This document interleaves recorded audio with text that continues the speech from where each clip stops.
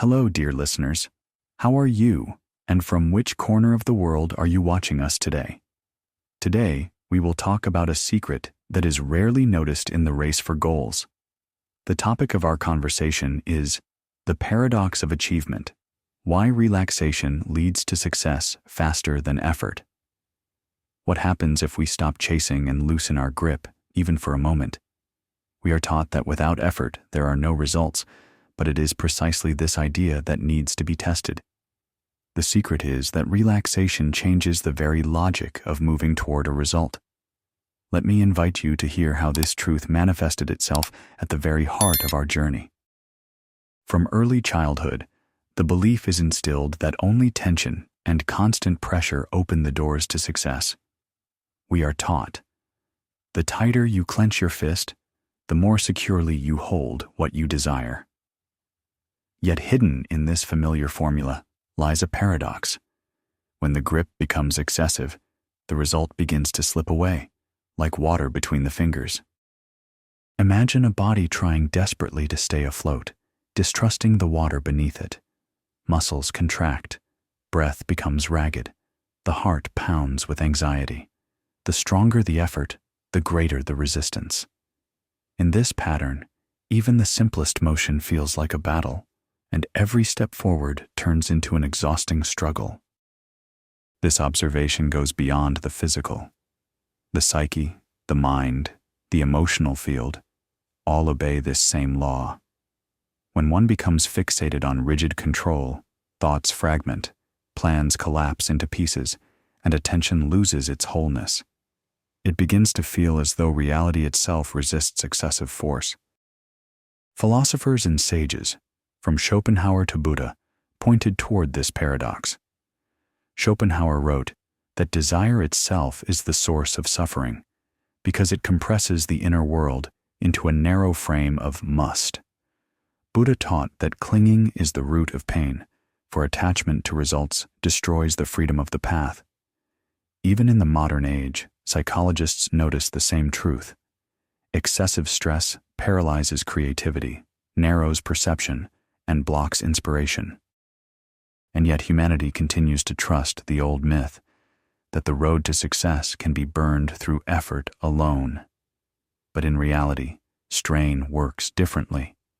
It fragments energy, breaks inner rhythm, and most importantly, it makes the journey heavier than it needs to be. The body knows this truth. Try clenching your fist for too long, and pain appears. But once released, the fingers naturally return to openness. So too with our aspirations. Excessive effort robs them of their naturalness, making every act forced. Life itself is built differently. The heart does not strain to beat. It works in rhythm, in harmony with breath, with body, with blood. The river does not struggle to flow. It simply follows its course, and therein lies its strength.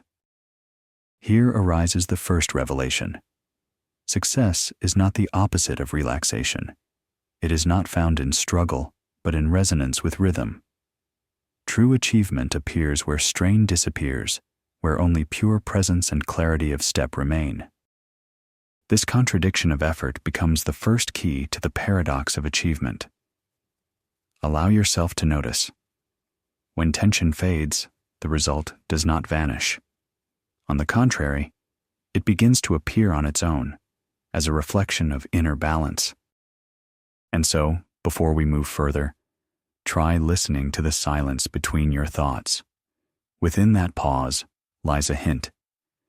It is not struggle that leads to the goal, but the ability to trust the flow.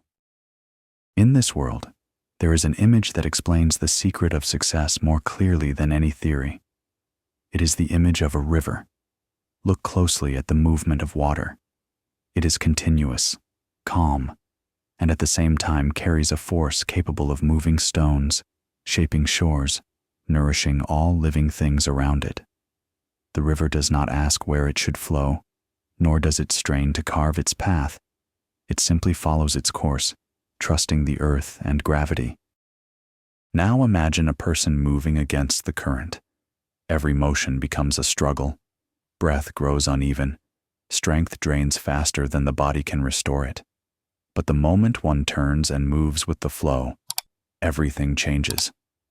The swimmer expends less energy, breathes evenly, moves with grace, and begins to sense something extraordinary. The environment itself seems to carry them forward. This simple metaphor reveals a hidden principle.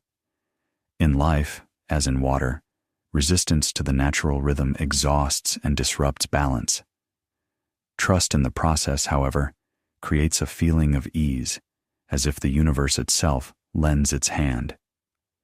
There is no mystery, only alignment. Psychologists describe this state as flow, the moment when one is fully absorbed in an activity and time loses its ordinary shape. Yet esoteric traditions see it even deeper, as a union between inner rhythm and the rhythm of existence. Water becomes a symbol of trust. It does not argue, it does not strain, and for this reason it always reaches its destination. Notice the trees along the banks. They stretch toward the light, yet they do not force their growth. Their branches adjust to the wind, their trunks bend around obstacles, and still they become mighty oaks and cedars. Their development contains no battle, only a process of harmony with nature. So it is with human life. When we cease to fight the flow, when we allow events to unfold without forcing them faster or slower, we discover a new quality. This is not passivity.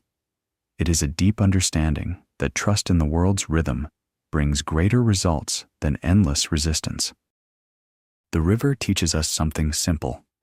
Every step can be taken with respect for the environment we live in. And then movement is no longer a battle. It becomes a journey where life itself sustains us, guides us, and opens new paths. When the familiar path of struggle begins to crack, another principle emerges, one that defies common sense. The less one tries to hold everything under rigid control, the more the likelihood of success increases. This logic sounds strange and even provocative. The world insists that only tension guarantees results. Yet inner experience and observation reveal another truth. By releasing excessive control, one creates space for the unexpected and precise. Picture a tightrope walker. If he becomes too focused on every movement, if he tries to calculate each vibration, the body stiffens and balance is lost. But once he allows breathing to remain natural and attention to spread gently, stability arises. Balance comes not from struggle, but from trust in the inner center. So it is in daily life. Anxiety diminishes when unnecessary pressure is released. Attention steadies, choices grow clearer. Thoughts no longer fragment, but join into a single line. At that moment, it feels as if the world itself is nudging one toward the right steps. The paradox is simple. The less we force ourselves, the more space opens for natural solutions. Effort transforms. It no longer resembles a battle, but instead a coordinated movement where inner and outer unite. This law can be called reversed. The usual, the harder you push, the faster you arrive, shifts into the calmer you trust, the more precisely you achieve. In this lies the mystical strength of relaxation. It does not destroy the result. It creates the conditions for it to appear. The philosopher Alan Watts once said that life is like a dance. The purpose of the dance is not to reach the end of the hall, but to live every step. So too with achievement. Its essence is not to burn the road by force, but to learn to hear the rhythm and follow it. Thus, awareness shifts its angle. Relaxation is no longer weakness. It becomes the highest form of strength. When tension fades, other mechanisms within the body awaken. The human organism is designed so that any struggle activates the sympathetic system, the part of the nervous network responsible for alarm mode. The heart speeds up, breath turns shallow, muscles are signaled to prepare for attack or escape. And if this mode persists too long, the mind becomes imprisoned in constant anxiety. But once focus is shifted, once one allows a breath out and acknowledges the inner state, another mode gradually turns on, the parasympathetic. This network governs recovery, clarity, and balance. Pulse slows, breathing steadies, tension leaves the shoulders and jaw. Scientists observe that in this moment, the brain functions differently. The waves of an electroencephalogram shift into calmer rhythms, linking the frontal regions with the deeper parts of the brain. Where once there was scattered anxiety, coherence emerges. Decisions become shorter, clearer, sharper. Esoteric tradition interprets this state as a return to the natural rhythm of energy. The inner flow, suppressed by fear and rigid control, begins to move freely again. One feels no longer as an adversary, but as part of the whole. This is a simple, yet profound response. Calmness reconfigures not only the psyche, but physiology itself. When the body leaves battle mode, the mind ceases to fragment, and inner perception opens the door for inspiration. Attention may be compared to the mirrored surface of a lake. While the surface is disturbed by winds of anxiety, reflection is distorted. But once the water stills, the true image becomes visible in its depth. Thus, the law emerges. Relaxation is not merely a philosophical concept, but a concrete neurophysiological practice. It reshapes biology, and with it, the very quality of how life is perceived. For the paradox of achievement to become not just an idea, but a lived reality, one must weave simple rituals into daily life. Among them is the art of micro-releases, brief moments in which one consciously lets go of tension and returns to a natural rhythm. This practice begins with a pause. Before any action, even the most ordinary, making a call, attending a meeting, writing a note, stepping outside, one can stop for a single breath. In that instant, attention turns inward. What is happening in the body? Are the shoulders tight? Is the jaw locked? Is the abdomen clenched? The very act of noticing these small details already loosens their hold. Next comes the exhale. The out-breath becomes the key to release. With each soft flow of air leaving the lungs, the urge to hold and calculate everything fades. A gentle sense of trust arises. Let the process unfold as it will. It is important to emphasize, this is not abandoning action. It is a transformation of its quality. When tension is dropped for a moment, attention shifts away from the final outcome. It returns to the step, the motion, the process, and it is there that energy reappears, the very energy once consumed by inner struggle. These micro-releases can be practiced several times a day. They take only seconds, yet their effect can last for hours. One begins to sense that each act may be calm, unhurried, and still precise and meaningful. From a spiritual perspective, such moments can be called returns to center. The inner guide, the archetype of balance, begins to work more powerfully than the old cycle of striving. It resembles the tuning of a musical instrument. A slight turn of the peg is enough to restore purity to the entire sound. Thus, a new style of living takes form. One still acts, but actions no longer arise from strain. They flow from alignment, and every micro-release becomes a reminder. Relaxation is not the enemy of progress. It is its true companion. On the path of inner freedom, a moment comes when one realizes, not every desire leads to genuine meaning. Many ambitions are born of external pressure, society, the expectations of others, cultural stereotypes. They mask true needs, replacing deep intentions with shallow goals. When a person begins to perceive this gap, a new vision awakens. What once seemed necessary loses its power. Illusory aims fall away like dry leaves scattered by the wind. What remains within are only those aspirations that nourish the soul, not the ego. This retuning of desire changes the very energy of action.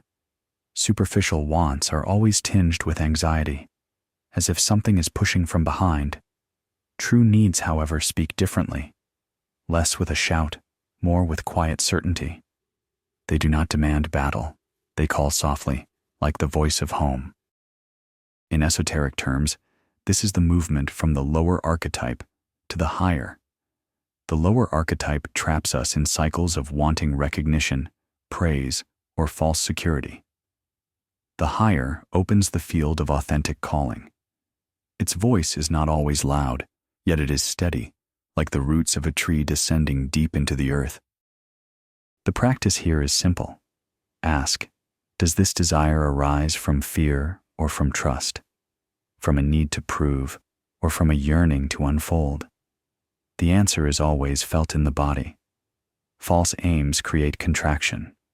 True ones bring a gentle expansion. When this retuning takes place, resistance fades almost effortlessly. Energy is no longer wasted on fighting for others' expectations. It flows back to where real meaning resides. Then movement becomes steady, natural, without strain. This does not mean abandoning goals altogether. On the contrary, it means choosing clearly those aims aligned with one's inner rhythm. And such desires hold true strength. They do not burn from within, but fill and sustain. At a certain point, realization dawns. What we call the pursuit of happiness is often nothing more than running in circles. A person tells themselves, once I achieve this, then I will be happy. Yet the moment the goal is reached, a new milestone arises. Happiness slips away again, like a mirage receding on the horizon. This mechanism may be called the trap of someday. It forms an endless race where joy always lingers just beyond reach. And the faster the sprint, the further the goal retreats. The paradox is that in this scheme, happiness does not live here and now. It becomes an abstract project of the future. The break occurs the moment one notices. Seeking happiness outside is to lose it within. Once the illusion fades, that external opinions define the worth of life, an inner steadiness emerges. It no longer depends on praise, comparison, or outward recognition. This steadiness resembles a stone in the river. Waters may flow, events may change, but the core remains unmoved. In esoteric language, this state is called the touchstone, the inner rock against which all else is tested. Psychology confirms this observation. Those who cease comparing and stop living for a future, happy moment more often experience lasting contentment. Their energy is no longer wasted on racing, but returns to presence. The breakthrough lies in this. Happiness ceases to be an escape into the future. It becomes the living experience of the present, needing no conditions. When this awareness unfolds, the chain of later breaks, and its space is filled with profound stillness. A moment arrives when inner releases, retuned desires, and the break from the race for happiness merge into one whole. A person begins to enter the state psychology calls flow, and esotericism names union with the rhythm of the universe. This is the culmination of the path. Activity ceases to be a series of separate efforts and becomes a single dance. In this state, time no longer obeys linear logic. At times it contracts, tasks resolve faster than expected. At times it expands.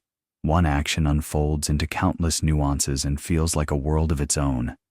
Random events begin to align into patterns. A meeting that happens by chance becomes the key to a new stage.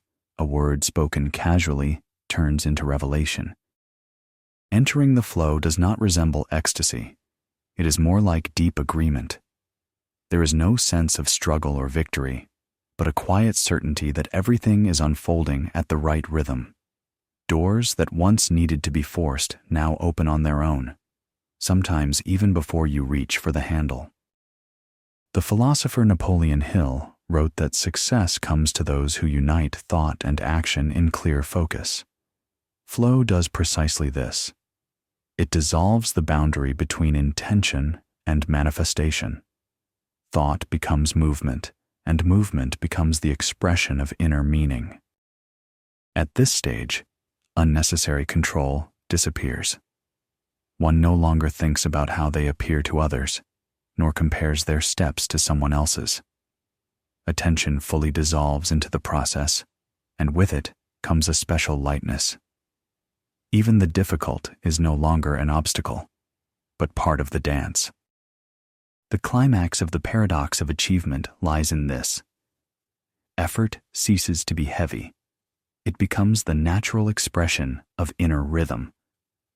This is neither passivity nor laziness, but living energy flowing freely through action, without resistance. Relaxation does not mean abandoning action. This is one of the most common fears on the path of awareness, that if one ceases to strain, life will descend into chaos and laziness. Yet in reality, the opposite is true. Relaxation is not inaction. It is the ability to discern where effort is truly needed and where it becomes unnecessary. Picture an archer drawing a bowstring. If he pulls too hard, the arrow flies off course. If he releases too soon, the shot falls short. Only balance between tension and trust allows the arrow to fly true. So it is with life. Control must exist, but only where it serves a purpose. Balance is the ability to maintain clarity and activity without shattering inner harmony. It is alignment, where action emerges from a calm center. Such an approach does not excuse laziness. On the contrary, it makes every effort more effective. Energy is no longer wasted fighting the unnecessary, but conserved for what truly matters. When excessive pressure disappears, work ceases to be exhausting. It becomes a process filled with meaning. Even tasks that appear difficult transform into natural parts of the rhythm. They no longer feel hostile, but become steps along the path. Esoteric traditions emphasize, true action is born not from fear or the hunger for control, but from trust in inner rhythm. This trust does not remove responsibility, but frees it from weight. It teaches us to direct attention toward what aligns with deeper needs and to let go of what holds no value. This state can be called mature effort. It resembles the gardener who tends a tree. He does not force it to grow by strength, but cares for the soil, the water, and the light. The rest, the tree accomplishes on its own. Thus, balance becomes not a compromise but a key to effortless action. In it, one remains active yet unburdened.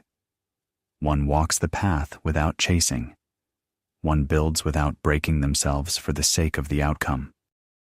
All observations, images, and practices converge into a single formula. It is simple, yet within this simplicity lies depth. First comes awareness. Before any action, one pauses and takes a breath, sensing where they are, what the body feels, what thoughts pass through the mind. This is the first step, seeing oneself in the present moment. Then comes the exhale. It is not merely a physiological process, but a symbol of release. With the exhale, unnecessary tension departs, fixation on results dissolves, the urge to control every detail softens. Space opens for trust. Afterward, attention turns to the step rather than the finish line. Great philosophers and masters spoke of this across traditions. Buddha called it the middle way. Hill described it as focused action. Modern psychology calls it living in flow. The essence is the same. Success arises not from obsession with the end, but from clarity in the present step. Next comes adjustment. One continues walking the path, yet does not remain rigid in a single direction. To hear inner signals is to know when to turn, when the old route no longer serves. The inner compass does not shout, yet it points true, not to the map of others' expectations, but to the road of one's own calling. And only then does the result appear. But it arrives not as a prize for suffering, but as a byproduct of alignment. Like the fruit of a tree that has grown naturally. No one pulled at its branches, no one forced its growth. Achievement comes because the conditions for it were cultivated within. The formula is simple, yet it requires maturity. Awareness and the exhale. Attention to the step, not the finish. Adjustment of the course by inner clarity. Result is a natural consequence. Thus, the paradox finds resolution. The less one struggles, the more one gains. The more one trusts the flow, the faster they arrive where they were meant to go. And within this simplicity lies true wisdom, success as the reflection of inner harmony. Every story closes a circle, and our exploration of the paradox of achievement arrives at its quiet point. We have journeyed from tension and control to trust and alignment. We have seen that relaxation is not weakness, but a mature form of strength. Success ceases to be a reward for struggle and becomes the natural reflection of inner balance. Perhaps this idea sounds unfamiliar, yet within it rests ancient wisdom.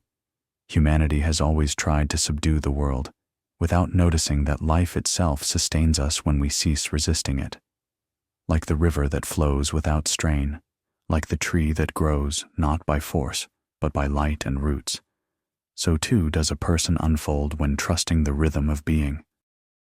The epilogue is not an invitation to new theories, but to practice. Recall the formula carried through all the chapters: awareness and the exhale, attention to the step, adjustment of the course, and the result as a natural consequence. This is not abstraction.